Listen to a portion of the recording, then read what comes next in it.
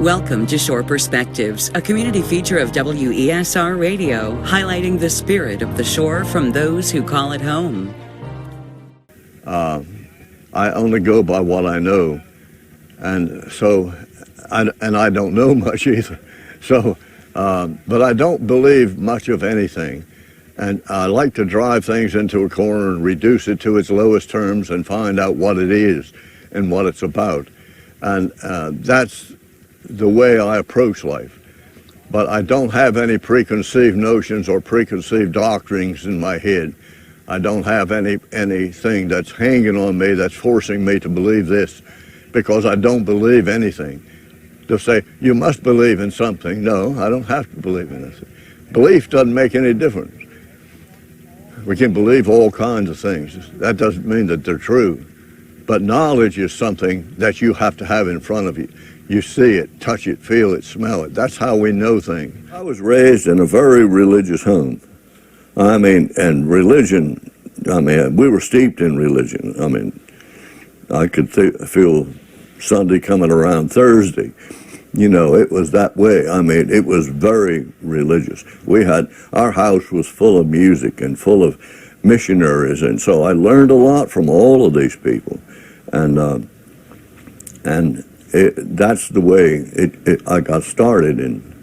But I enjoyed studying the Bible, and I enjoyed teaching, and I got very good at it. Plus, I had a good memory, and I memorized a good part of the New Testament, and so it stood me well when I did get in college. I had a good background before I started.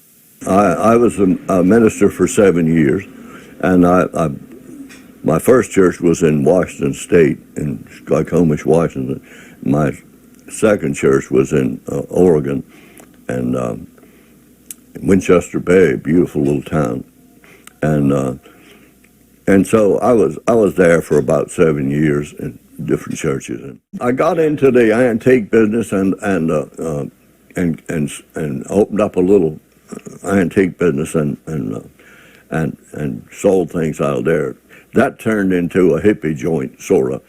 Then I got to know the hippies, and I fell in love with the hippies. I found out they were very worldly wise. Well, I'm from Tangier, and I wasn't very worldly wise. And eventually we would have sometimes 12 to 15 people in our house at night, and we'd sit around and talk about things. And I loved that. And I found in these people a hunger, that was a beautiful thing, and I fell in love with those guys. I remember I had a friend out west who was a minister himself, and he had a very unique way of painting, but he was good, and I knew he was good, but he had a good grasp of art and what was art and what was not, and so he really tried to help me, and he helped me. He did help me a lot, and so I remember one day I went down to the dock and I did a painting of Winchester Bay Fish House, and it turned out so good. I said, this is good stuff.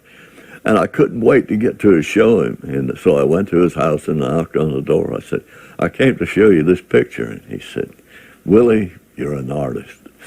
And I'll never forget that. That put the cap on it for me, And from then on, I considered myself an artist, whether I was or not. When I got back here, I had to take very menial jobs, and I worked at different places.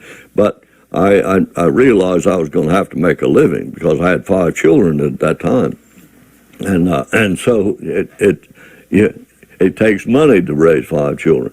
And so anyway, what little money I had saved is gone, so I'm looking for a job. Well, I got this job, and I got not enough to make a living with, and so I started trapping again, and I put my muskrat traps out, and I made more money trapping than I did at any of the jobs. So trapping saved my life in so many ways.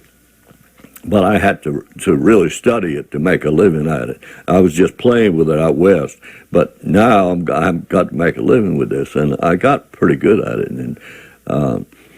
And at that time, we had a fellow came down from Easton area, and he would buy we were getting $5 a piece for a muskrat. All right, he came down and offered us 10. Well, I went and got some more traps, and I was doing well, and I'd have them all in this freezer, 2 freezers full of them, and it was pretty money.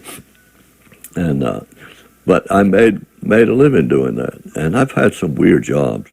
Where a lot of people are stuck in a job for so many hours, and when they get out, they're so tired they don't want to think anymore, and they don't, you know.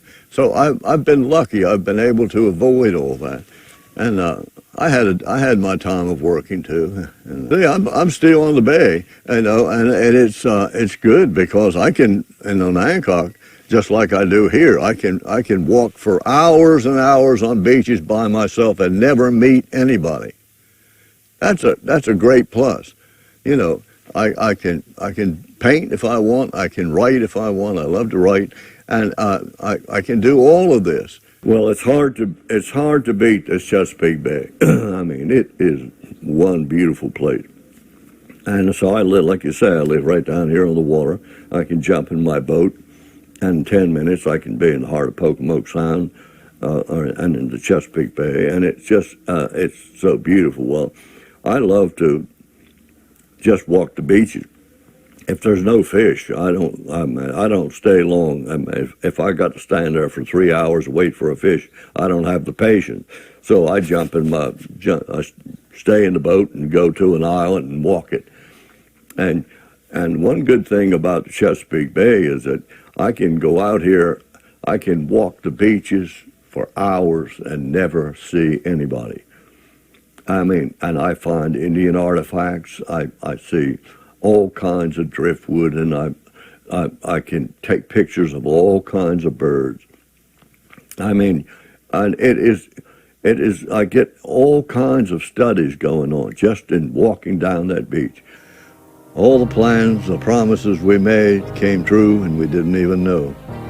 We slept so soundly in our guilt, turned our backs on the sun, laughed and splashed away the time as if there was such thing.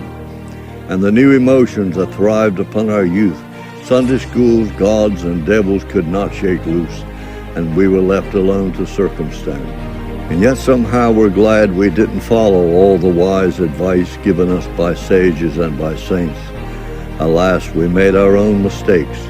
We made our own arrangements with the fates. That's a pretty nice little poem.